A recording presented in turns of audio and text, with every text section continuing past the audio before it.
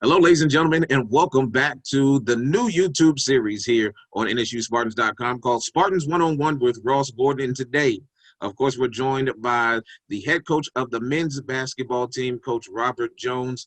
Coach Jones, I think we'll start here. I think one of the biggest things that I talked about with Coach Scott is by this time we would have talked about 3 or 4 times. Our discussions will be different. How we're interacting will be different because of just the nature of how the school year goes. But this year's been different. This year's been thrown totally off. First of all, as a man and before the basketball, I know this year has been difficult for a lot of people. Talk a little bit about some of the things that you faced as a basketball coach, but not only as a basketball coach, as a father, that you've had to deal with coming into this year.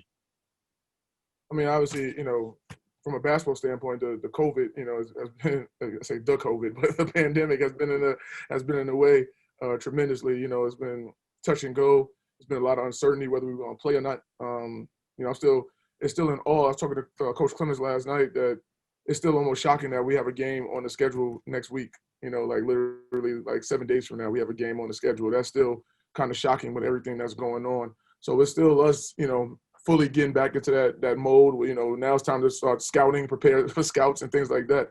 But as a father, there's a lot of questions that your son, have. And, being that I have a son, being a young black male in this country, there's been a lot of things that's going on with young black men over these last few months that maybe he was oblivious to until now it's in the forefront, all over the news and, with these kids all over TikTok and YouTube and things like that. So, he has different questions. He has questions about why is it happening, and you have to answer those tough questions. And you try to have to give the best possible answer that you can so they can understand it at a young age.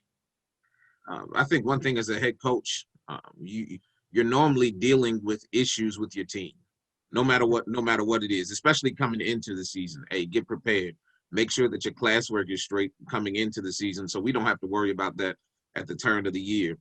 Make sure you're doing what you're supposed to do on the court when it comes to practice. But now there's been so much more. And as a head coach, it seems like your job has been turned not only from a head coach to a mentor and someone getting students prepared for life, but now more than ever, I think coaches now are looked up as more like father figures. Talk a little bit about that and how you see your dynamic changing. Well, I think that, I think coaches always have been kind of looked up as like that. I think a lot of times we talk about these things that because they're so magnified right now, a lot of people talk about them like they're new, and they're not really new. I think that we've always been father figures to a lot of these kids. There's a lot of kids. I had a player, one time tell me, sit right here on this couch and tell me that I was the most successful black man that he's ever been around. And it was like it was like a shocking statement, because I mean, I don't really look at myself, like that. I just try to do, the best I can. But, different kids see you differently and they look at you differently. They look at you as a father figure, as a mentor, as a big brother and things like that. And that's been going on forever. As coaches, we have a chance to change a lot of people's lives, touch a lot of people's lives, and more than the average person can do, probably in their lifetime. So, we have a role and a responsibility to try to keep that going. But, in these times, it just, in addition to my young son asking questions, there's, a lot of our players ask questions because honestly, I think some of those guys were a little oblivious to what's going on until they now see it in the forefront. Growing up, how it is when we were growing up. These things happen all the time, but nobody was recording them. Nobody was putting them up. You might have a Rodney King that made the news, or things like that, or like Abner Louima, like that was in New York and stuff like that made the news. But now it's something on the news like every other week, and it's like these kids are like, wow, this is really happening. And yeah, it's really happening. It's really been happening for a long time. So you have to answer those questions. You have to kind of have conversations to give examples of things, maybe in your past that could help them get through the current issues. And I think that's one of the jobs that I don't think that comes in the paycheck. That's one of those things that you can't add to the paycheck, but it's something that you guys are responsible for, not just yourself, but your assistant coaches who are around the young men a lot more, maybe sometimes than you are. They're looked at when they have to meet. So everything has been really changed, how you operate. Coach Scott said he's a Zoom guy. He's had the Zoom from the beginning to really get guys on the same page. Basketball is sort of a little bit different. because of the size, because of the group size? How have you guys met, and some of the things that you normally get done, how have those things been operating for you? Well, we haven't done a lot of Zoom. Recently we haven't done a lot of Zoom. Now when during the summer and things like that, when there was a lot of uncertainty, we were doing a lot of Zoom. But once we were able to get back and start, this testing protocol and things like that, we were able to be around each other a little bit more. So we just do things just together, but socially distanced. And of course, it's easier to social distance 14 guys and maybe it is 100 guys. So our dynamic is a little different in that aspect. But we've been doing things. Now we haven't done any real team bonding things that we normally would do. Normally by now we would have went to play laser tag or bowling or something like that, and we haven't done any of those things because now you have to be around other people. So we're still trying to find different ways of team bonding just with us in a tight knit circle. So that's been a challenge a little bit because no matter what, even though we have a lot of guys returning, there are still some new guys, and you try to have you got to mesh everything together. So you need team bonding activities, and we haven't done a lot of those, unfortunately, in the COVID times. Coach, coming into the season, and I don't want to harp on it because I know it's sometimes when you think about it, you get a little frustrated. Mm-hmm. Your season didn't end last year. Like, it didn't end. Like, you didn't even get a chance to say we played in the tournament. And a lot of people have said whatever they want to say about it, but that is one of the most emptiest feelings I know for somebody, especially and when you talk to Coach Vickers, when the first game they played in the tournament, it was like they played home games in the tournament. They played well against Howard, and then not to play again is sort of unfulfilling. Then for you guys, you just didn't play. You just didn't play. How have you looked back on that moment and prepared your guys for this moment?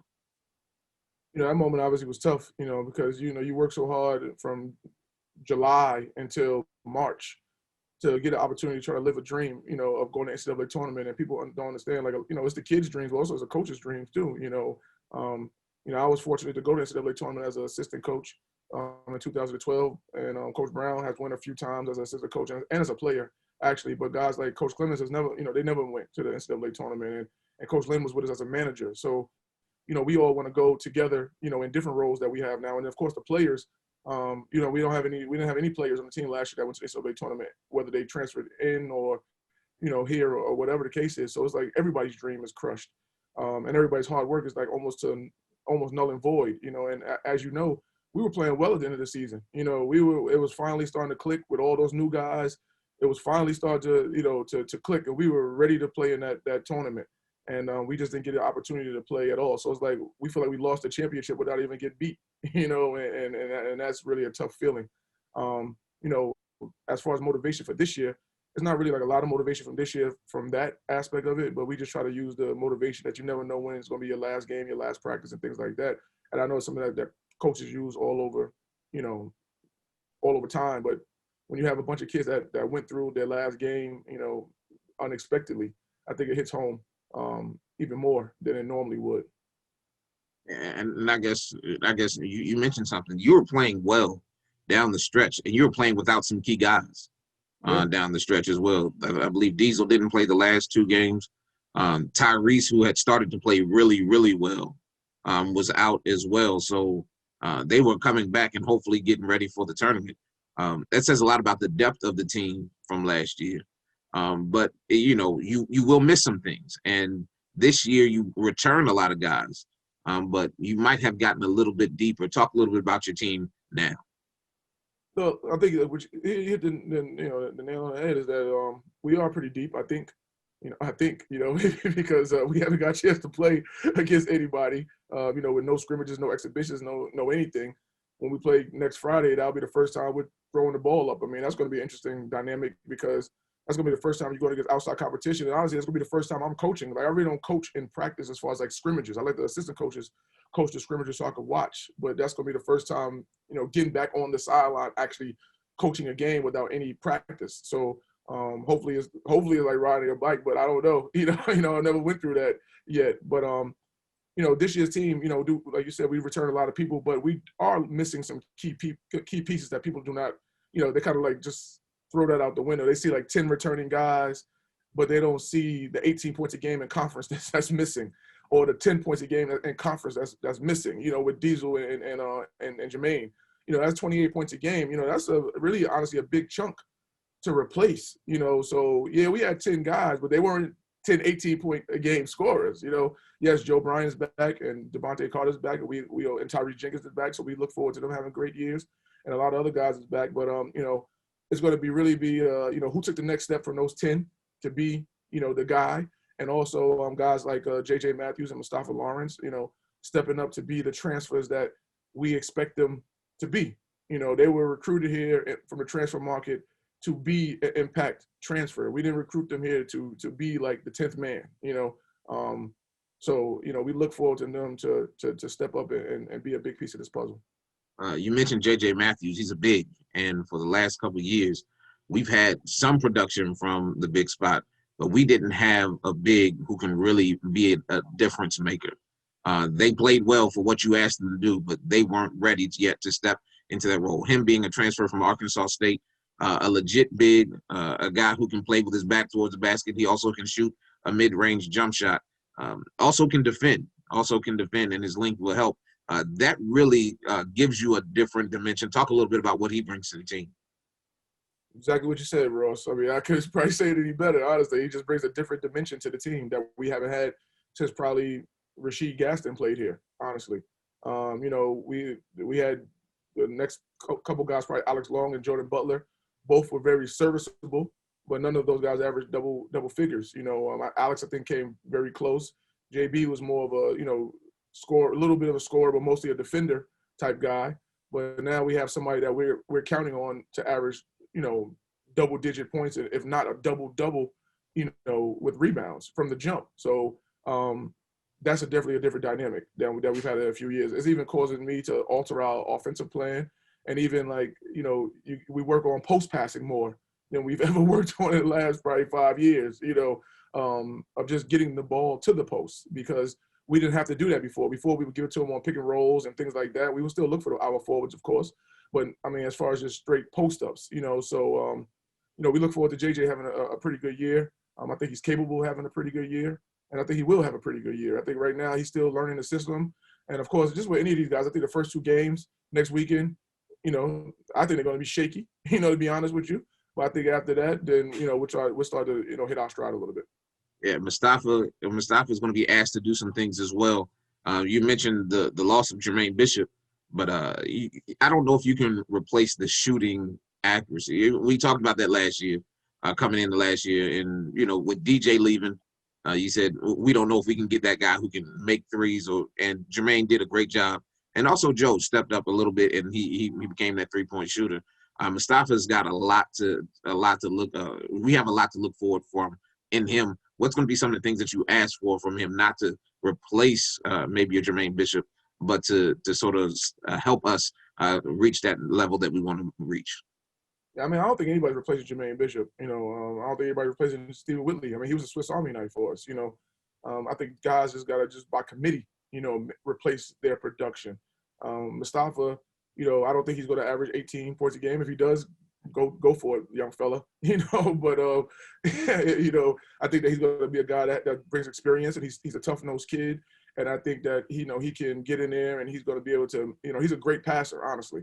So guys are going to love playing with, especially the bigs. He actually really looks for the bigs a lot. So I think a guy like JJ, Chris Ford, you know, going to like playing with Mustafa, and he brings an edge. You know, right now we're just trying to get him to channel his edge a little bit, because we say, you know, he has like the Napoleon complex. Being the little man is like he's always angry, you know, and it's okay to play angry, but you just have to channel it the right way. And I think that as he keeps channeling in the right way, he's going to be a really, really good player for us down the stretch. So, you know, we are, you know, expecting some big things from him this year too.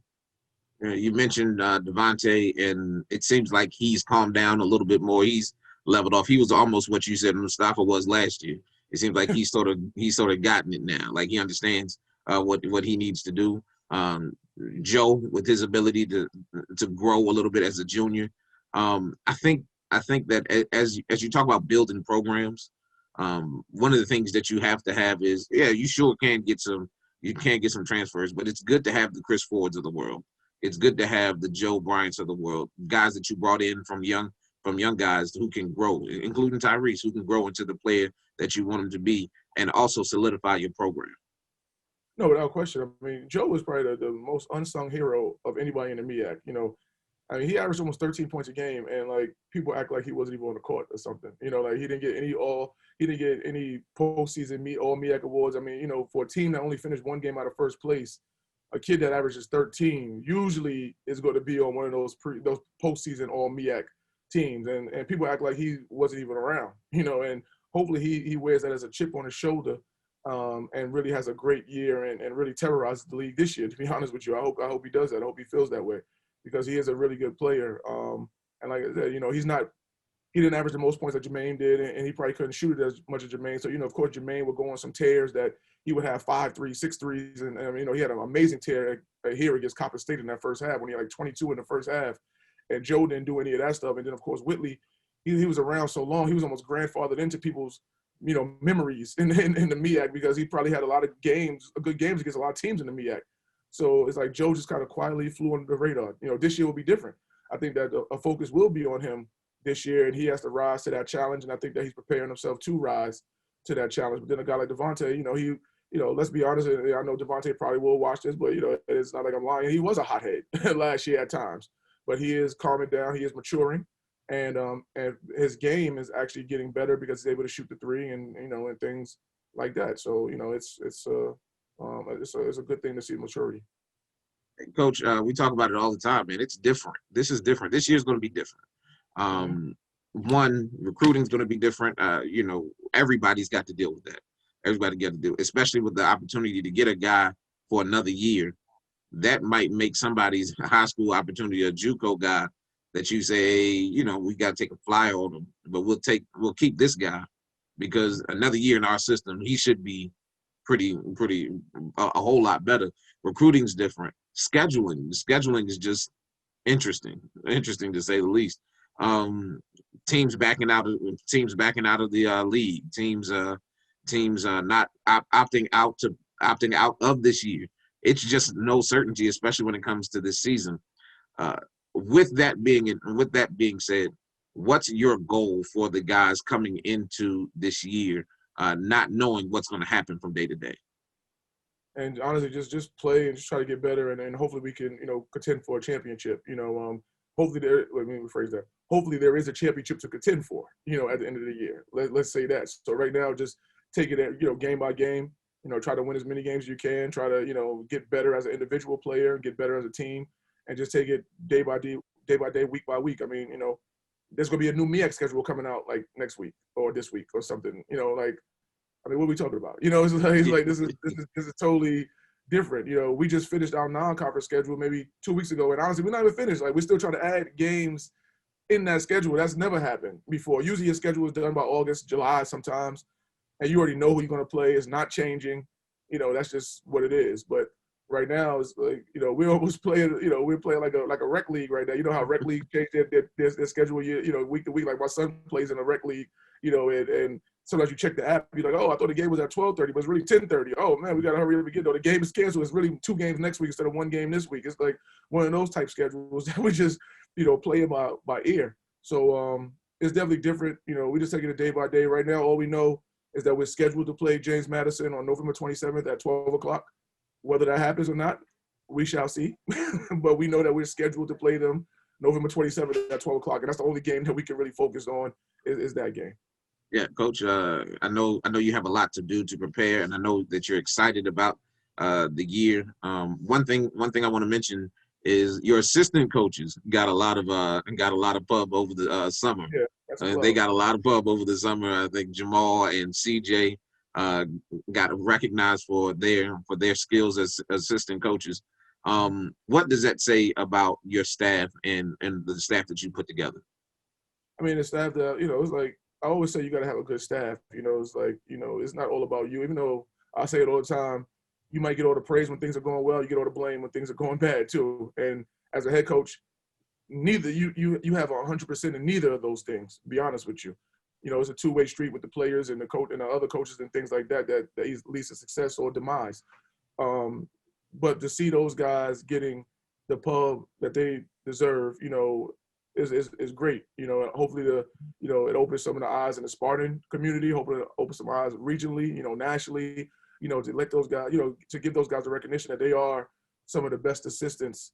You know, not only in the conference, but I know, you know, Coach Brown, he got one of the best assistants in the mid majors in the country.